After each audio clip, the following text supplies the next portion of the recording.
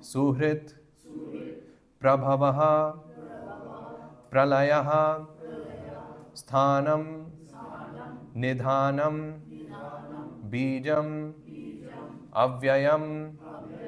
So now you can repeat the whole line after me. Gatir Bharta Prabhu Sakshi Nivasa Sharanam Suhrit Prabhava Pralaya Sthanam Nidhanam Bijam Avyayam. Gatir Bharta Prabhu Sakshi Nivasa Sharanam Suhrit Prabhava Pralaya Sthanam Nidhanam Bijam Avyayam. Gatir Bharta Prabhu Sakshi Nivasa Sharanam Suhrit Prabhava Pralaya Sthanam Nidhanam Bijam Avyayam. Would anyone else like to recite the verse? We'll follow you.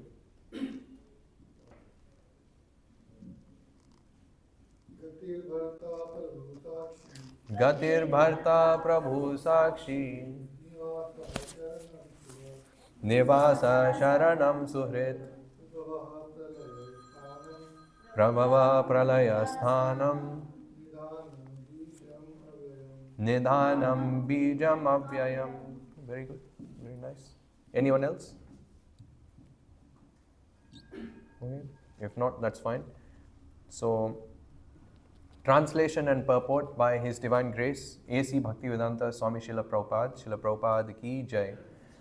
I am the goal, the sustainer, the master, the witness, the abode, the refuge, and the most dear friend. I am the creation and the annihilation, the basis of everything, the resting place, and the eternal seed. So, purport. Gati means destination, where we want to go. But the ultimate goal is Krishna. Although people do not know it, one who does not know Krishna is misled, and his so-called progressive march is either partial or hallucinatory.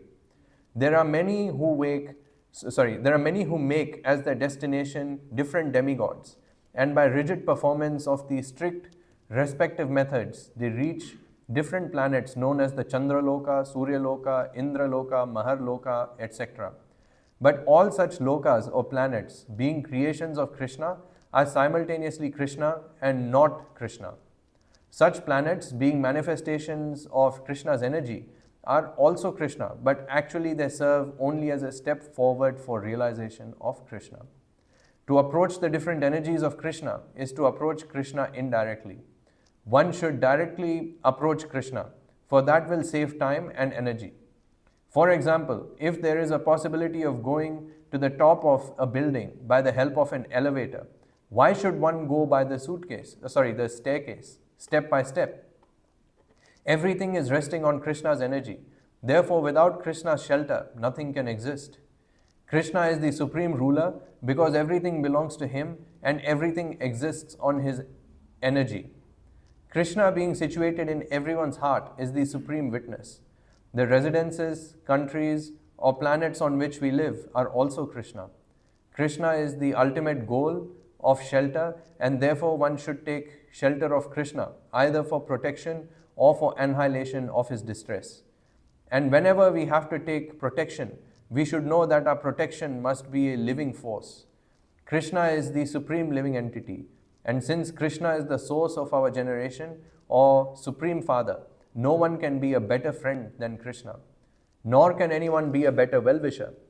Krishna is the original source of creation and the ultimate rest after annihilation. Krishna is therefore the eternal cause of all causes.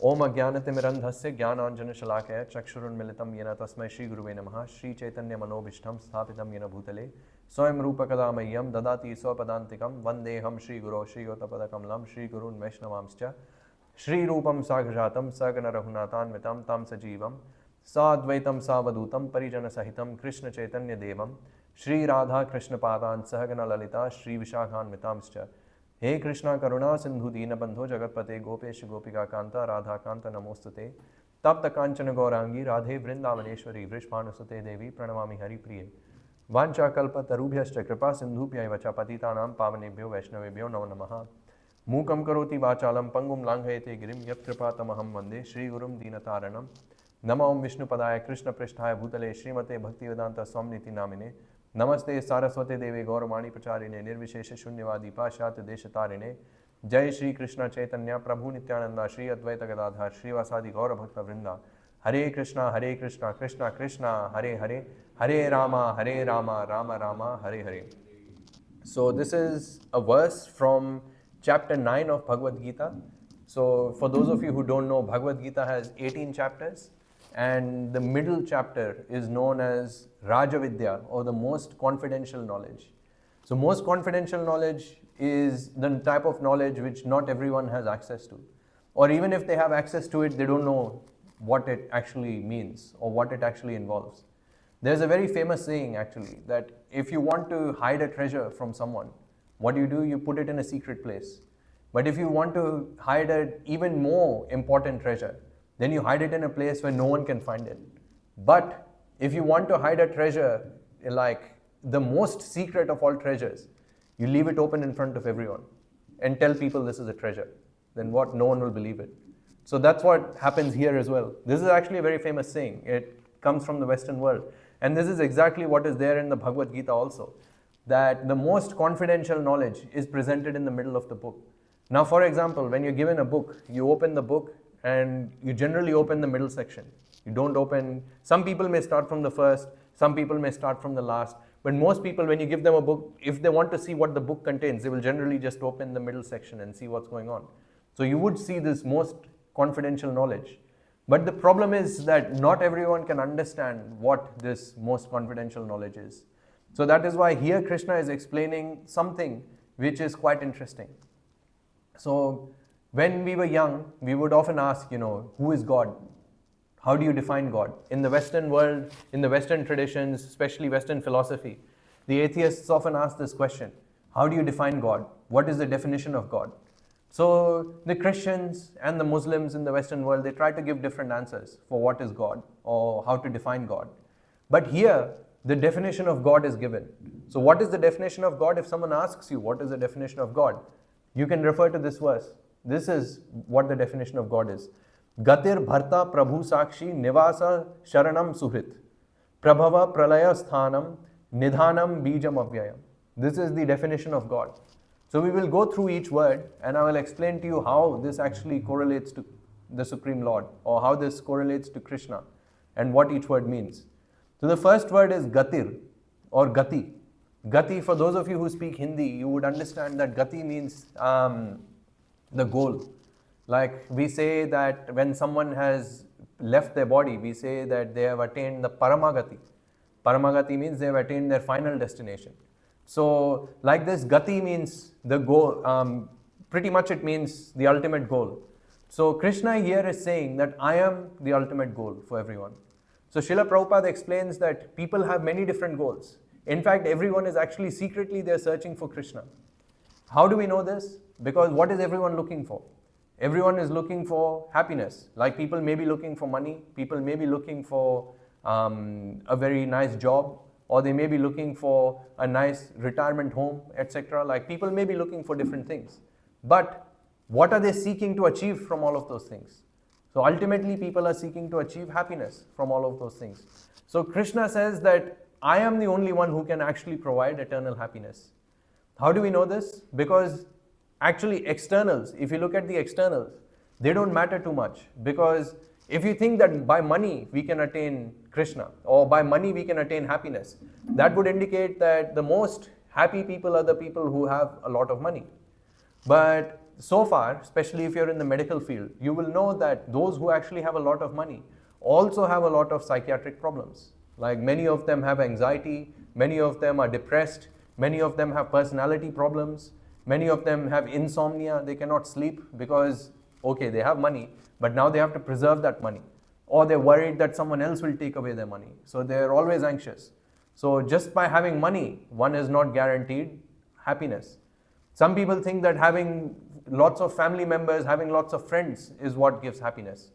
But actually, most recent medical research shows that those who have lots of friends, especially on Instagram, or those who socialize quite a lot, are actually completely hollow from the inside. They're seeking real connections. So that means that just by socializing, just by having lots of family members, doesn't automatically mean that one will be happy. So all of these things don't actually give us true happiness. So who gives us true happiness? What gives us true happiness? So it is said, Atma Ramascha Munayo.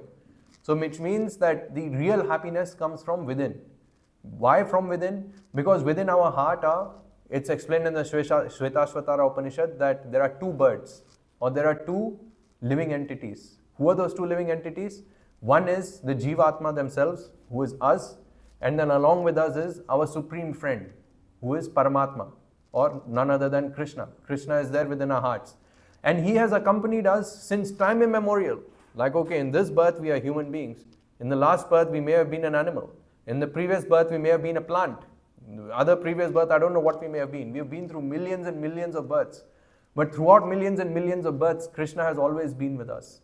So, Gatir, Krishna is ultimately our eternal goal. Krishna is who is there with us. And if we turn towards Krishna, and if we serve Krishna, then that implies that we have understood that the ultimate goal is Krishna. Now I'll give you one example. Actually, no, I won't ask questions today. Generally, my style is to ask questions to the audience, but today, since majority of you are new, I won't do that. So you can see many examples of Krishna being the ultimate abode, that people have abandoned everything ultimately to search for Krishna, or ultimately to go to Krishna. How many of you here have read Ramayana? 1, 2, 3, 4. 4 people have read Ramayana. Okay, 5. Okay, so in Ramayana, there is one very famous incident. Actually, today all of the pastimes I will quote are from Ramayana, so that will be interesting. If I want, I can quote all of them from Krishna Lila also, but because Ramayana people are more familiar with, I'll quote more from Ramayana. So in Ramayana, there is one very famous pastime, or not so famous pastime, of the sage known as Sharabhanga. Now, some of you may know this story, some of you may not know the story, but this is when Ram, Lakshman and Sita are in the forest. So when they're in the forest, they first meet a demon, and I forgot his name. It was Viradha, or if it was Kabandha. I forgot which one it is. But there is one demon they meet, and they kill that demon. And then after they kill that demon, they go across the path, and then they see that there is a house of a very old sage. Old, like, he has white hair and stuff. And Rama sees from the distance that this sage is lighting a fire, and he is trying to sit on top of that fire. So when Rama sees that, he becomes a bit curious, and he tries to go nearby. And as he goes nearby, he sees that actually Indra is standing near this Sharabhanga. So Indra, along with the Apsaras, is standing near this sage, and they are falling at this sage's feet, and they're asking him that, you know, Lord Brahma is ready to invite you to his kingdom. Lord Brahma knows that you are such an exalted sage, you are such a great sage, and he wants your association. So Lord Brahma is none other than the creator of this whole universe. And this Parampita, who is known as the eternal or the first Prajapati, he is inviting you to his place. So you can see such a great personality, one of the greatest demigods. In fact, all the Devi Devtas, including Lord Shiva, they all originate from Lord Brahma, that is described. So the ultimate the ultimate Devata is inviting you to his planet, Brahmaloka. So Sharabhanga says, however, that no, I do not want to go there. So Indra says, why not? He says, no, I have something better in mind. So then when he sees that Rama is looking from a distance, he tells Indra, you go away. And then he goes and he falls at the feet of Lord Ram. And he says that my body has become very old and I want to leave my body. And I have received an invitation from Lord Brahma to go to his planet. But he says, I have no desire to go there. So then Ram says, okay, fine, why are you telling me all of this? He says to Lord Ram that I don't want to go to the planet of Lord Brahma. I want to go to your supreme planet. I want to go to Vaikuntha. I want to go to Saket Dham, he says. So then Rama says, wow, this guy actually knows his He knows that I am the topmost goal.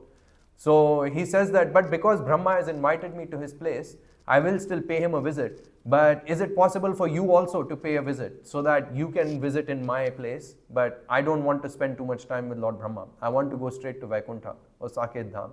So then the Lord says, okay, as you wish. So it's described that the sage actually then lit a fire. He went and sat on top of that fire. And as soon as he sat on top of that fire, Vishnu Dutas, all the way from the spiritual world, they came and they took Sharabhanga in a very glorious form. So it's described that he also attained a form similar to Vishnu. He attained 4 arms and a darkish complexion body, and then he went all the way to Vaikuntha. So through this example, we can see that there are many different planets of different devatas. The Swargaloka is there where Indra and the other demigods reside. And then there is Taparloka, there is Maharloka, and there is the last one is Tapaloka, where Lord Brahma lives. And even there, this Sharabhanga did not want to go because he knows that the ultimate goal, ultimate gati is Vaikuntha. So through the scriptures, we can see that Krishna is not making up these statements that I am the gati, I am the Parama gati. There is evidence in scriptures also, and I'm not making it up either. I'm backing it up with evidence. Nowadays, there's a huge push for evidence-based medicine. So like all medicine should be evidence-based. So even when we're giving lectures, we have to make lectures evidence-based also. So we have to give references. So yeah, that's kind of what we're doing. So Krishna is the ultimate gati. Next one is Bharta. Bharta means sustainer. So sustainer essentially means that Krishna is saying that, okay, although I am the eternal goal, I am also the one that sustains you. So if we look at so Srila Prabhupada in the purport, he explains that our lives are being maintained by Krishna. Our lives are maintained by what? We may think that our lives are being maintained by chemicals, by atoms, by different types of energies which are present in our body. We can think like that. But actually, if you look one step deeper, who is maintaining all of these chemicals? Who is maintaining all of the laws of the material world? It is explained that time is maintaining all of these laws. If time stops, then all of these laws none of them will stop working. In fact, the whole of physics rests on the little integer t. Because if you remove t, then velocity doesn't work, acceleration doesn't work, nothing works. Gravity doesn't work. Nothing works if time does not exist. So therefore, time is what maintains everything. But what is time? Where does time come from? Krishna in Bhagavad Gita, he explains, Kalo Asmi. He says that I am that time. So Krishna says that I am the one who maintains everything. So that's how we have to understand that Krishna is the one who is maintaining all of our bodies, all of our lives, whatever we desire. Krishna is the one who provides everything like that. So Krishna is the sustainer. So Krishna is Bharta. Now there is an example of Krishna being the Bharta or Krishna sustaining despite there being so many causes for destruction. Can anyone think of an example? Actually, no, sorry, I promised I won't ask questions. So yeah, I will answer it myself today. So there is one example in Ram Katha where Krishna or Lord Ram is shown to be the sustainer. And that is when Mother Sita is in Ashok Vatika. So when Mother Sita is in Ashok Vatika over there, she is saying, like if you look at the condition of Mother Sita, she has not eaten for months. She has not drunk water for years. Not years, sorry, it was all those months. And when Hanuman went and saw her, she looked like a very skinny lady with dust on top of her. It is said that even insects were crawling upon her because she was not looking after herself. So then when Hanuman meets her, there's a huge exchange in Sundarkanda where Hanuman and Sita have a conversation, etc. So then when Hanuman asks Sita, like, how is it that she was able to survive? She said that the moment I was separated from Lord Ram, I would have left my body.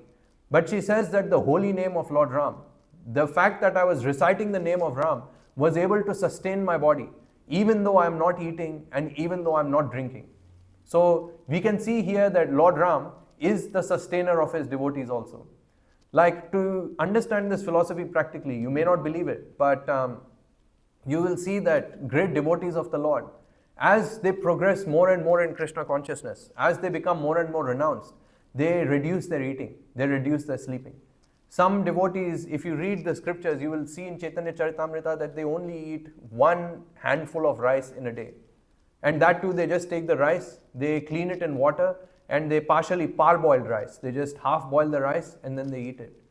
In fact, there was one devotee called Raghunath Das. What he would do is he would take the, from Jagannath Puri, when devotees would take Jagannath Prasadam, there would be some leftover from the pots. So what they would do is they would take the leftover from the pots and they would give it to the cows. And when the cows would eat all of the good rice, and they would leave the rice which was stuck and very dry and like very burnt.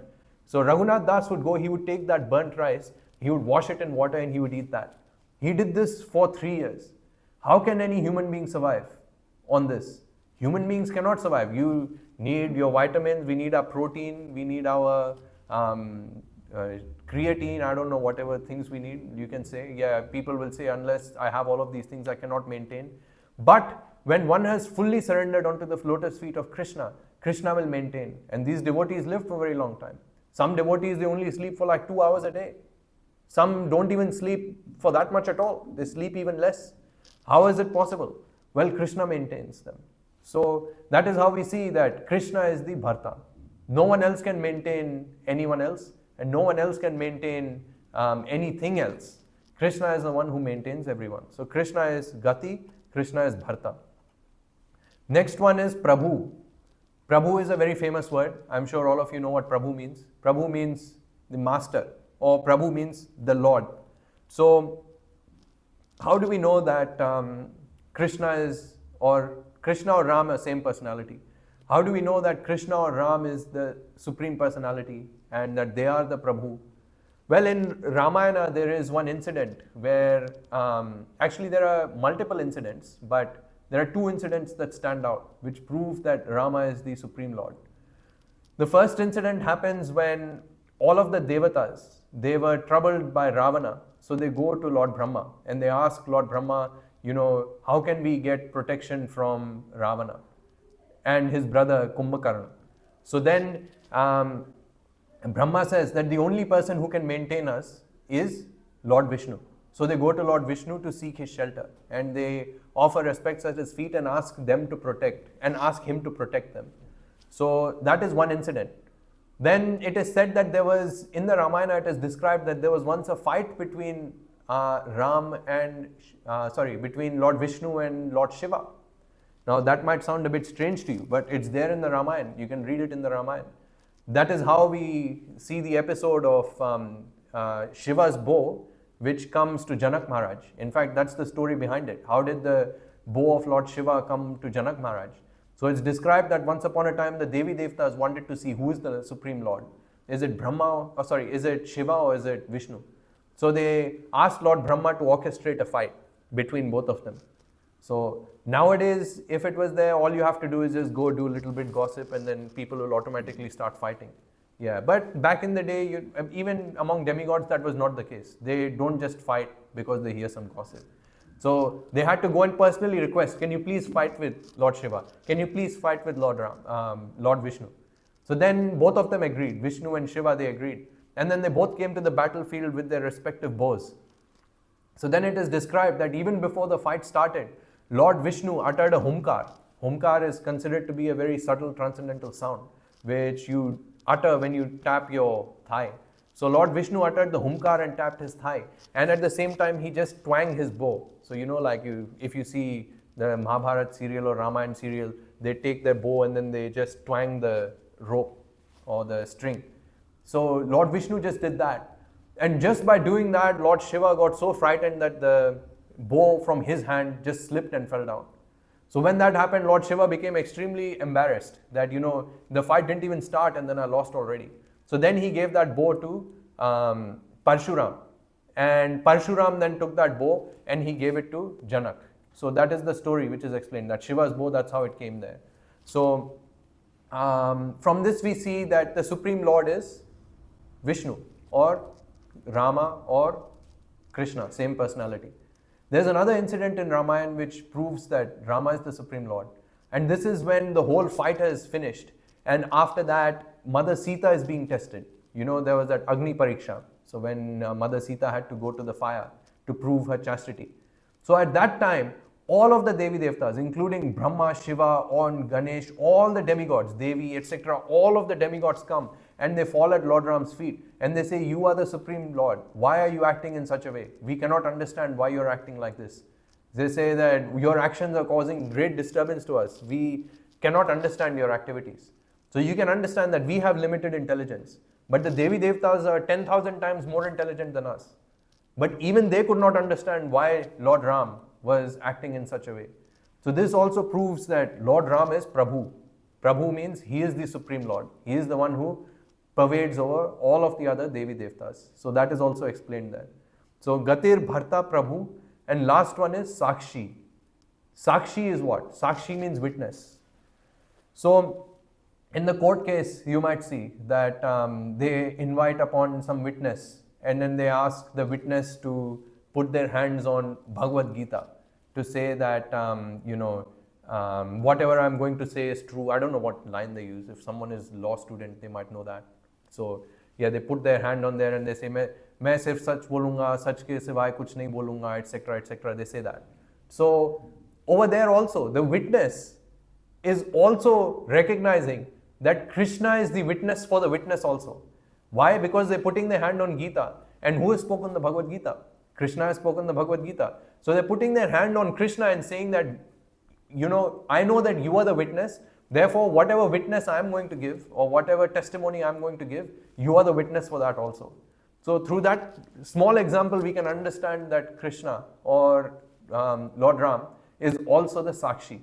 But that does not prove that, in the scriptures, it's said that Krishna is the Sakshi. So in the scriptures also, there is one very nice example. How many of you have heard of Shabri? You have all heard of Shabri, right? So Shabri, it is described that she was a great disciple of a certain rishi. Sorry, I can't control myself. I have to ask a question. Does anyone know who was the guru of Shabri? Matanga Rishi, actually. Matanga Rishi. So Matanga Rishi was the guru of Shabri. And it is described that Shabri had attained, so Shabri was a disciple of Matanga Rishi. Matanga Rishi also had some other disciples with him. And she used to serve Matanga Rishi very nicely, and along with the other disciples. One day Matanga Rishi said that, it's time for me to go up to the higher planets. So then Shabri also wanted to go with him. So then Matanga Rishi said, no, you cannot come with me yet. You are the one who has to wait for a few years until Lord Ram personally comes. And then you have to serve Lord Ram, and then you can come back to us, to highest planet, which is Brahmaloka, in this material world only. Brahmaloka is not the ultimate higher planet, because Brahmaloka is still within this universe. Whereas Krishna's planet, Saket Dham, Vaikuntha Dham, is above this universe also. So that we have to understand. So the gurus, they went to Brahmaloka. So then it is described that Shabari constantly, every day she would wait for Lord Ram to come. She would pluck the berries and she would clean her house. Every day in the morning she would wait for Lord Ram. In this way she waited for 40 years, it is described. For 40 years she did not lose her enthusiasm. She was performing that same service. She had faith in the words of her guru. And then after 40 years she saw Ram and Lakshman coming. And she had tears in her eyes. She said that, I've been waiting for you for 40 years to come. So then she sat them down. And then what did she do? She took the berries and then she tasted them and then she gave it to Lord Ram. That's right, isn't it? No, that is not what happens. You have been cheated by TV and by media, unfortunately. Actually, what happens is Shabri can never taste a berry and give it to Lord Ram. Lord Ram is Maryada Purushottam. He will not eat the remnants of anyone else. Yes, had it been Krishna, he would have taken remnants of someone else. But Lord Ram was so determined in his dharma that even it's described that once when he was performing, actually it's stated in Dharma Shastra that when you are performing archana of the deities, when you're performing arti of the deities, you're not allowed to touch anyone at all. So it is described in Ramayana that once when Lord Ram was performing the archana of his deities, Mother Sita was passing by and her pallu just slightly touched Lord Ram. It is described that Lord Ram immediately stopped his archana. He goes to take a bath in the Ganga. He comes back and then he starts his archana. It doesn't mean that Mother Sita is impure or how dare you take bath if I touched you, etc. It doesn't mean that. It just means that Lord Ram followed the Vedic scriptures to the dot. If the Vedas recommend that you're not meant to touch anyone, Lord Ram followed that to the dot to show how the Vedic scriptures have to be followed. So Lord Ram was following that. So basically it is described, so that's why Shabri would never have offered eaten fruits to Lord Ram. So she essentially, it's described that she fed Lord Ram some fruits, gave him nice water, and then she says to Lord Ram that now that I have served you, you are my witness that I have served you, and you are my witness that now I will ascend to the higher planets. So by serving you, you are my witness, she says. So under your, what do you call it? What should I use? Under your, I don't know. Huh? Yeah, in your presence, I am going to go to the higher worlds. So she also acknowledges that Ram is the one who ultimately gives sanction. So Ram is the one who ultimately gave her sanction to go to the highest planet in Tapaloka. So then it is described that her gurus also appeared and she went and started serving them at the lotus feet in Brahmaloka. So here we see that Krishna or Rama is also Sakshi. Then there is the quality of Rama known as Nivasa. Nivasa means that Krishna is the eternal abode. Nivas means house, but abode means that Krishna is everyone's house. So there is one very famous statement which says Vasudeva Kutumbikam, which means that everyone takes shelter in Vasudev. And what is the meaning of Narayana? Does anyone know what the meaning of Narayana is? Nara Ayana. Ayana means one who gives shelter to all the Naras is known as Narayana. There are many different meanings of Narayana. This is one of them. That Krishna or Narayana is the one who gives shelter to everyone. So can anyone think of an example where Krishna is the ultimate Nivasa? It is shown that Krishna has a house for everyone. Yes, Prabhu? Yeah, Govardhan Leela is a very nice example that Krishna lifted the Govardhan for all of the Vrajvasis. So he showed that everyone belongs in the house of Krishna, that's right. Can you give an example of a demon, like a Rakshas also, like a demon who also attained Krishna at the end? So this we know is devotees. So you can argue that, okay, Krishna only gives shelter to the devotees. But what about the Rakshasas, demons? Has Krishna given shelter to any Rakshasas or any demons? He fed the poisonous milk and Putana. Yeah, Putana is a very nice example. That Putana came to kill the Lord by smearing poison on her breasts, and she tried to feed the Lord poisoned milk. But still, Lord Krishna took her to the Vaikuntha planets after she was killed. That is definitely there. There is the example of Shishupal also. I don't know how many of you know Shishupal. Shishupal was the cousin of Krishna. And Shishupal used to insult Krishna all the time.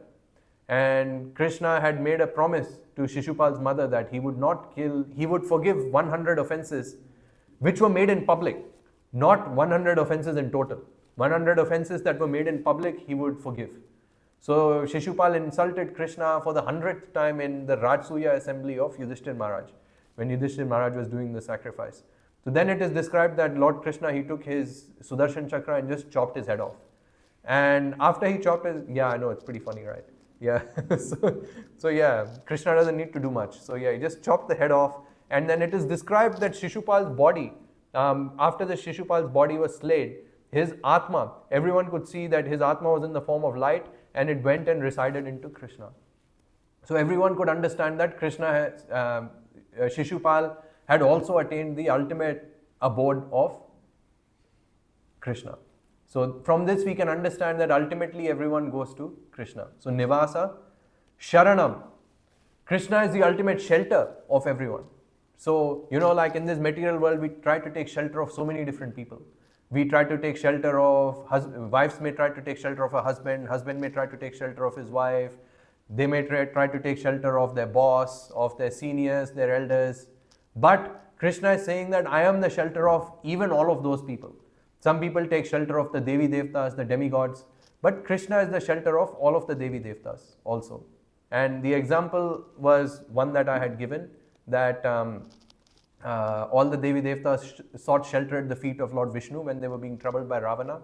There's another very nice example that your protectors may turn against you, your friends and relatives may turn against you, but Krishna will never turn against you.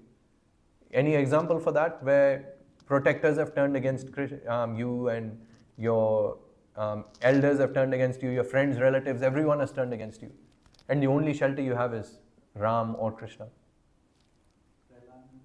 Prahlad Maharaj is there, yes. So Prahlad Maharaj, he lost all his shelter. His father was trying to kill him. He didn't have any shelter, that's right. From Ram Leela, any examples? Vibhishana. Yeah, Vibhishana's brothers turned against him. His relatives turned against him. His nephews turned against him. His ministers turned against him. Everyone turned against him. And he sought shelter at the feet of Ram. And Ram gave him shelter. So Rama does not distinguish that you are from low caste, high caste, you're Indian, American, you're animal or you're human being. Lord Rama does not distinguish between that. Lord Rama gives shelter to the whole world, it is described. Like, who gives shelter to a vulture? Can you think about anyone giving shelter to a vulture? Like, vulture is a scavenger, it eats meat. In fact, it is said that if a vulture comes to a religious ceremony, you have to start the religious ceremony all over again. That's what it's described, because it's so impure. It brings meat, it brings blood, all of those things. But Lord Ram still accepted a vulture named Jatayu. So this shows that Lord Ram is the shelter for everyone. Yeah, so that's how we have to understand that. Last one is Suhrit. Suhrit means what? Suhrit means that he is the best friend of everyone. How do we understand that Rama, Krishna or Vishnu is the best friend of everyone? There is one very nice example in Ramayana, and that is of Sugriva. So Sugriva, we understand that he made a pact with Lord Ram because he lost his wife known as Ruma, and Lord Ram had lost his wife Sita. So Lord Ram made a pact with Sugriva and told him that if I help you deliver your wife, you help me deliver my wife. So they made a pact, and Lord Ram was true to his promise. Lord Ram killed Vali and made sure that Sugriva was reunited with his wife Ruma. But then Chaturmas started. Chaturmas is a period of 4 months. Currently, it's running also. Chaturmas started, and it meant that no auspicious activity could be undertaken during this time. So it meant that Lord Ram had to wait for 4 months. So it is described that during this time, Sugriva forgot about his promise. He started drinking, he started enjoying with all of the women, etc. And he was eating lots of delicious foods and everything. And when the time for Chaturmasya to finish came about as well, Sugriva did not show any signs of trying to help Lord Ram. So then Hanuman reminds him, and Hanuman says that, all kinds of sins can be forgiven. There is, like, if you have committed the sin of killing a person, killing a Brahmana, killing a cow, all of these sins can be forgiven. But there is one sin that cannot be forgiven.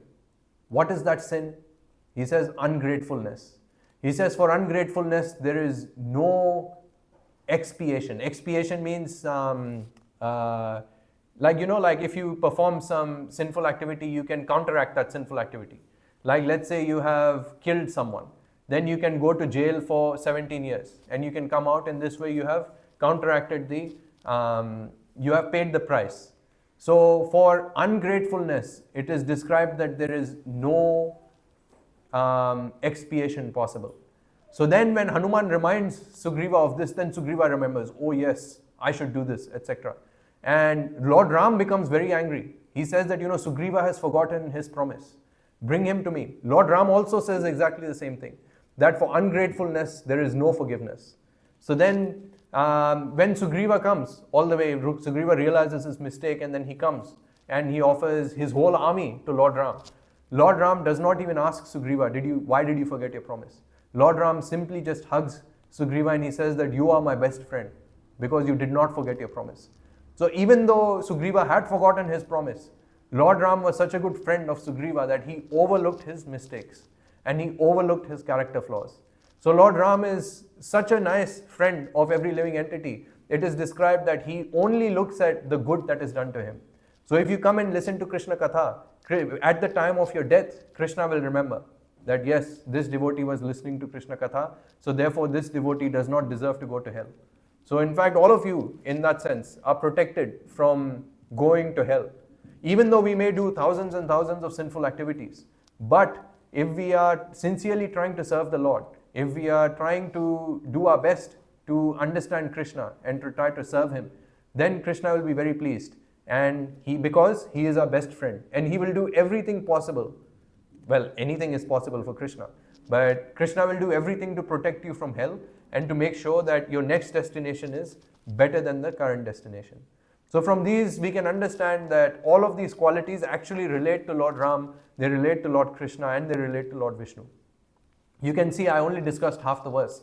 I didn't even discuss the second half of the verse, and unfortunately I won't be able to because time's up. So if anyone has any questions, any comments, anything you'd like to share, we can do so now. Yes, Prabhu? Prabhu, this the last thing you said, how do we consciously on daily basis tell ourselves that how should we be grateful to Krishna? And like I know kind of I think I heard from you that when we are in mother's womb we remember, but when we come out we forget everything.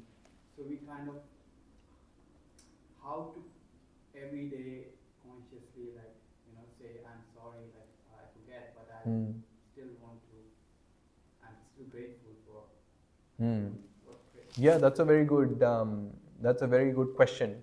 That how can we regularly be grateful? Because at times we also become ungrateful towards Krishna. We take everything that Krishna has given to us for granted, and then we see in the movie series. I think I discussed this in my last class. That like in Hindi movies, they show that if someone loses their mother, they will go to the temple and there's lightning happening, the bells are running here and there, and then this hero is ringing the bell and saying, "Why have you done this to me?" in front of the deity of Lord Krishna or Lord Ram. He'll be doing, why is this happening to me? Why is this happening to me, etc. Like people do all these kinds of things. Yeah, but actually we have to remember that the only way we can actually be grateful to Krishna is if we understand and if we read what Krishna does for us. So how can we understand what Krishna does for us? The only way we can understand what Krishna does for us is if we read Bhagavad Gita. In Bhagavad Gita, Krishna explains how he creates this whole universe for us. He explains how he maintains us, how he gives us the freedom to choose whatever we want. He gives us a body so that we may be able to achieve whatever we would like to achieve. He gives us the fruits of our desires, etc. So if you read Bhagavad Gita, you will realize how much Krishna does for us, how much he is ready to forgive our offenses, how many sins we perform, and Krishna is ready to forgive all of them. So the only way to actually be grateful towards Krishna is if we firstly associate with the devotees, because the devotees will constantly remind us how much Krishna has done for us. And secondly, if we read the scriptures, because in scriptures Krishna explains how much he has done for us. So we can start by reading Bhagavad Gita. So how many of you here do not have Bhagavad Gita? Or I should ask, okay, you don't have Bhagavad Gita? So those of you who don't have Bhagavad Gita, please take one Bhagavad Gita. It's just $10 and it goes for donation to the temple. So please take one Bhagavad Gita and try to read it daily. And there's no excuse because we have Bhagavad Gita in all languages. We have in English, we have in Hindi, we have in Telugu, we have in Tamil, we have Marathi, we have all languages. We even have Chinese. Yeah, so because this knowledge of Krishna needs to go to everyone. Everyone should read Bhagavad Gita. So if we read Bhagavad Gita, we will automatically become grateful. We will see how much Krishna has done for us. Yeah, that is the best way to become grateful. I hope that answers your question. Yeah, okay. Any other question? Comment? No? So I guess we'll finish there. So Srila Prabhupada ki jai. Vancha kalpatarubhyascha kripa sindhubhyai vacha patitanam pavanebhyo vaishnavebhyo namo namaha. So I'll just request everyone to stand up. We will have a small aarti, and then after that we will have a Narsimha aarti, and then we will have prasadam. Hare Krishna.